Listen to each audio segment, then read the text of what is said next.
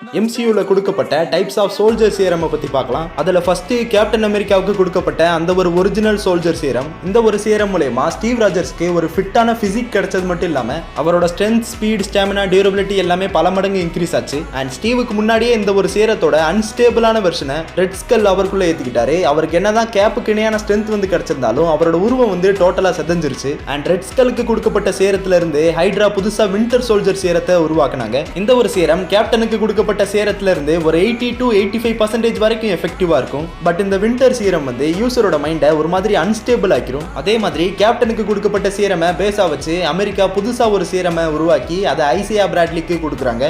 இந்த ஒரு சீரம் கேப்டனோட சீரத்துல இருந்து 85 to 90% வரைக்கும் எஃபெக்டிவா இருக்கும். பிளஸ் இந்த ஒரு சீரத்தை யூஸ் பண்றதுக்கு பெருசா லேபோ எக்யூப்மெண்ட்ஸ் எல்லாம் தேவையில்லை. வெறும் ஒரு குளுக்கோஸ் ஏத்துற மாதிரி இந்த ஒரு சீரத்தை உடம்புல ஏத்திக்க முடியும். அண்ட் இதையெல்லாம் பார்த்துட்டு ரஷ்யாவும் சோவியத் யூனியனுக்கு கீழே புதுசா ஒரு சீரமை உருவாக்கி அதை அலெக்சிக்கு கொடுக்குறாங்க. இந்த ஒரு சோவியத் சீரம் கேப்டனோட சீரத்திலிருந்து ஒரு 60 to 70% வரைக்கும் எஃபெக்டிவா இருக்கும். அண்ட் அதுக்கப்புறமா தண்டர்போல்ட் ராஸ் வந்து பாத்தீங்கன்னா ப்ரூஸ் பேனரை கட்டுப்படுத்துறதுக்காக புதுசா ஒரு மாடிஃபைடு சீரமை உருவாக்க வைக்கிறாரு. இந்த ஒரு சீரமும் கேப்டனோட சீரத்திலிருந்து ஒரு 80 to 90% வரைக்கும் எஃபெக்டிவா இருக்கும். அண்ட் இப்ப கரண்ட் MCUல பாத்தீங்கன்னா இந்த ஒரு சீரமை பயங்கரமா இம்ப்ரூவ் பண்ணி ஒரு அட்வான்ஸ்டு சீரமை வந்து உருவாக்கியிருக்காங்க. அண்ட் இந்த ஒரு சீரம் வந்து கேப்டனுக்கு கொடுக்கப்பட்ட சீரத்தை விட ரொம்பவே பெட்டரானதுன்னு சொல்லியிருக்காங்க. அதன்படி பார்க்கும்போது இப்ப MCUல இருக்கிறதுலே ஸ்ட்ராங்கஸ்ட் சூப்பர் சோல்ஜர்னா அது கண்டிப்பா ஜான் வாக்கர் தான். அதுக்கு எக்ஸாம்பிளா தான் ஜான் வாக்கர் வந்து தண்டர்போல்ட்ஸ் மூவில ஒரு எலிவேட்டர் சேம்பர்ல ஜம்ப் பண்ற மாதிரி ஒரு சீன் இருக்கும். இந்த ஒரு சீன்ல ஜான் வாக்கர் வந்து கிட்டத்தட்ட 60 மீட்டர், அதாவது ஆல்மோஸ்ட் 200 அடிக்கு ஜம்ப் பண்ணதா ஒரு கெஸ்ஸிங் வந்து இருக்கு.